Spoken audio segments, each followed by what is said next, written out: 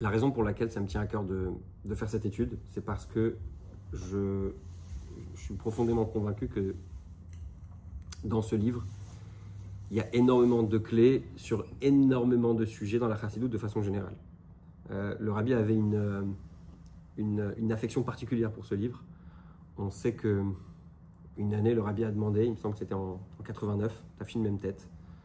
Le rabbi a dit que les chassidim avaient le sang froid, une expression en yiddish, kalt blutig.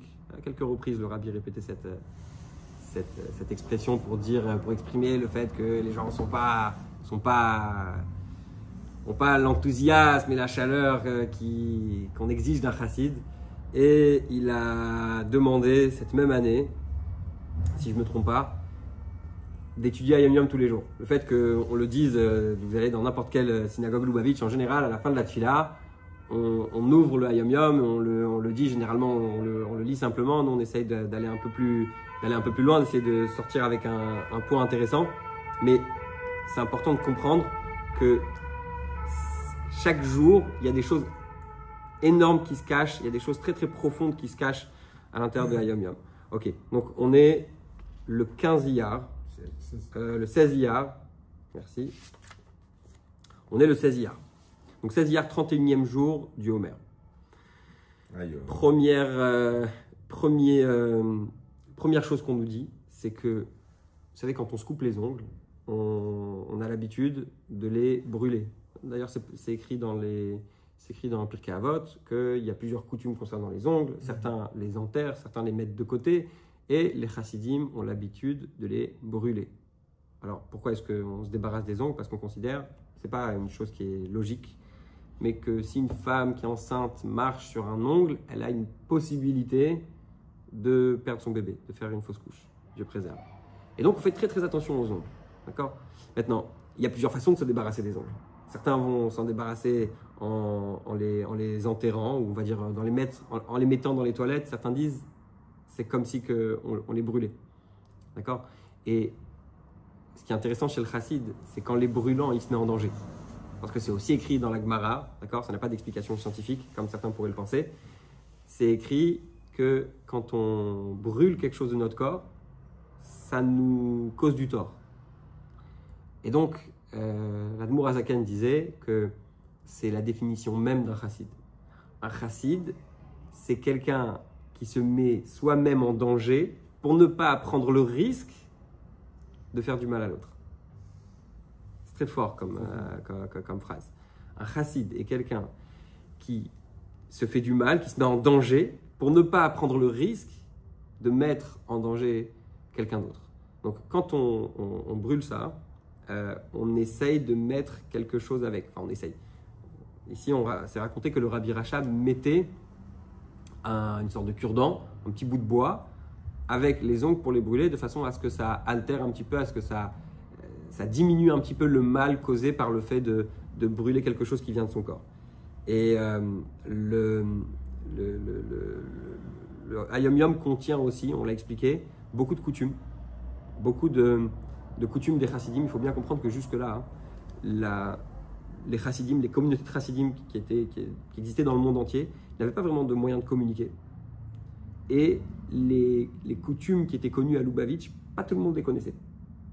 Et donc, le rabbi a profité de l'opportunité d'avoir écrit ce livre pour y insérer énormément de coutumes. Et c'était un des grands combats du rabbi, c'était que les coutumes soient unifiées et que tout le monde puisse les lire. Bon, ça fait partie, on va dire, ça c'est peut-être pas vraiment une coutume que chacun peut appliquer, c'est une coutume qui est faite d'après la Kabbalah, mais c'est intéressant de voir qu'à plusieurs reprises, il n'y a pas seulement des messages, mais il y a aussi des choses un peu concrètes dans Hayom Yom. Donc ensuite, il y a une histoire d'un chassid qui s'appelait Reb Eliyahu Abeler. Alors, c'est intéressant parce qu'il est cité 2 fois dans Hayom Yom. Il y a des gens très bien, des tzadikim qui sont cités qu'une seule fois. Ça, c'est intéressant qu'il est cité 2 fois. Il y a une chose qui n'est pas très populaire, c'est que quand le Tzemar Tzedek est parti de ce monde, il avait 7 enfants. Quasiment chacun d'entre eux a ouvert sa chassidoute. Alors au début, ils sont tous restés à Lubavitch. Après quelques temps, il y a eu il y a eu quelques problèmes. On les considère quand même tous. Le rabbi précédent disait que on les appelle tous Admour, on les appelle tous, ils portent le titre de rabbi, mais il y a une sorte de séparation, à tel point qu'on raconte que le Rosh Hashanah de l'année Tavresh Rav Zayin, je ne sais pas exactement à quoi ça correspond, fin 1800, le rabbi Maharash n'a pas eu minyan. Je ne sais pas si vous imaginez. C'est-à-dire qu'il n'y a que quelques-uns qui sont restés, alors que les gens savaient que le Tzemar Tzedek avait demandé que ce soit ce fils-là, malgré que c'est le dernier de la famille, qu'il remplace. Et certainement que Rabbi Eliyahu Abeler faisait partie, donc le personnage dont on parle aujourd'hui, faisait partie de ceux qui sont restés. Et on en parle longuement, le rabbi précédent décrit longuement qui est ce personnage, qu'il est d'un côté d'une grande simplicité, mais de l'autre côté d'une très grande intégrité, c'est quelqu'un qui est très sincère, etc. Et il raconte des années plus tard, au rabbi précédent, d'ailleurs c'est issu en général d'une lettre, et il lui raconte qu'un jour, il est parti chez le rabbi Maharash, et qu'il lui a parlé de ses affaires, et le rabbi Maharash lui a dit la chose suivante. Il lui a dit, Eliyahu, je suis jaloux de toi. Maintenant, il faut bien comprendre une chose. C'est que, de façon générale, on va dire aujourd'hui, un juif qui va voir un rabbi, un juif qui va voir allez, on va même pas dire un rabbi, un grand rabbin. Quand il va le voir, son but, c'est de le copier. On est un peu jaloux de certains tzadikim quand on entend certaines histoires. On se dit, ah, j'aurais bien aimé avoir une telle ferveur, j'aurais bien aimé avoir une prière qui est à ce niveau-là, j'aurais aimé être proche d'Hachem comme lui, il est proche d'Hachem, etc. Et là, on a un homme d'affaires qui vient voir le rabbi Maharash, à qui le rabbi Maharash dit, je suis jaloux de toi, je t'envie. Qu'est-ce qu'il lui dit? Tu participes à de nombreuses foires, c'est dans des marchés. Vous savez à l'époque comment ça marchait. On allait dans une grande foire, on achetait de la marchandise, on amenait ensuite dans les petits villages pour la vendre. Tu vois beaucoup de gens, donc chaque mot il est précis, tu as beaucoup de rencontres, certainement plus que ce que le rabbi Maharash avait à ce moment-là. Et lorsqu'au milieu d'une transaction commerciale, tu évoques une sentence juive, donc tu dis une phrase juive, un passage de Yaakov, un passage de tous les passages d'histoire qui se trouvent dans la Gemara, dans le Talmud, lorsque tu invites à étudier la partie législative de la Torah et de la Chassidoute, tu causes un plaisir en haut. Quand tu invites les gens à dire, tiens, tu rencontres des gens dans la rue, tu rencontres des gens dans le marché, dans le cadre du travail, etc., et que tu dis à quelqu'un, pourquoi tu ne viendrais pas à la synagogue? Pourquoi tu ne viendrais pas à un cours de Torah? Cette capacité que tu as à pouvoir démarcher les gens, à pouvoir leur raconter une petite histoire, en fait, qu'est-ce qu'il est en train de lui dire quelque part? Vous savez, c'est comme on dit toujours ça par rapport au shalom, à faire la paix, à se réconcilier avec des gens. Qu'est-ce qu'on dit toujours? On dit faire la paix avec les gens, c'est pas être béchalom avec les gens avec qui vous êtes pareil, vous avez les mêmes centres d'intérêt, vous vous entendez déjà sur tout. Le but, c'est quoi? C'est d'arriver à s'entendre avec les gens qu'on ne supporte pas. C'est d'arriver à s'entendre avec les gens qui pensent le contraire de nous. C'est là que c'est intéressant. Qu'est-ce qu'il dit le rabbi Maharash? Entre les lignes. Il est en train de dire, ce qui m'intéresse dans ce que tu fais, c'est le fait que tu sois capable d'aller dans un marché, dans un endroit où les gens ne recherchent que l'argent.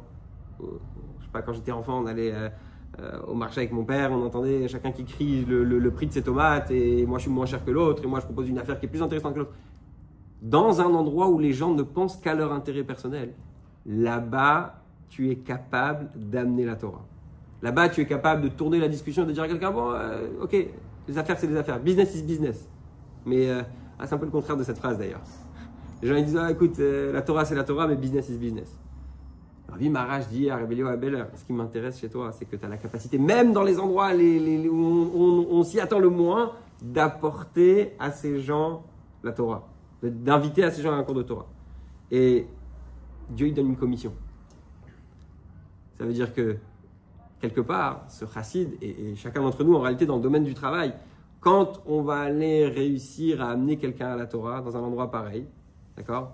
En fait, Dieu nous donne une commission, parce qu'on a été commercial pour lui, on a apporté quelqu'un à la Torah, et il accorde les enfants la santé, la prospérité matérielle, et en fait, de façon générale, la considération que les gens ont quand on parle d'amener la Torah dans des endroits pareils, c'est de dire plus c'est grand, plus c'est important, et moins j'y ai ma place. D'accord? Et là, il dit, la dernière phrase elle est forte, plus la foire est grande, plus il y a du travail, et plus les recettes sont importantes.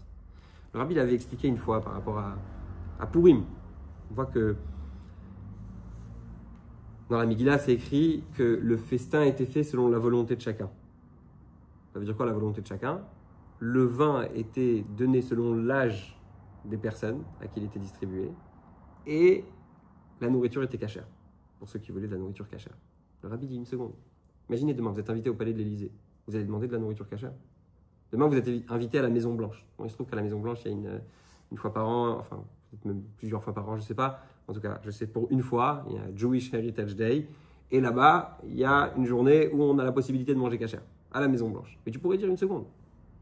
Je viens dans un palais. Je vais me faire petit. Le rabbi dit même dans ces mots-là, mange des fruits et bois de l'eau. Ou ne mange pas. Et là, on apprend une très très grande leçon. Il n'y a pas un endroit, d'accord? Bien sûr, il y a des lois, il faut respecter les lois. Mais on doit toujours tourner la discussion et les gens vont nous apprécier pour ça. Quand on sait comment faire les choses et on sait le dire et on sait l'exprimer, la chose elle est reçue. Et il n'y a pas un endroit qui est trop grand ou trop important pour faire passer ce message.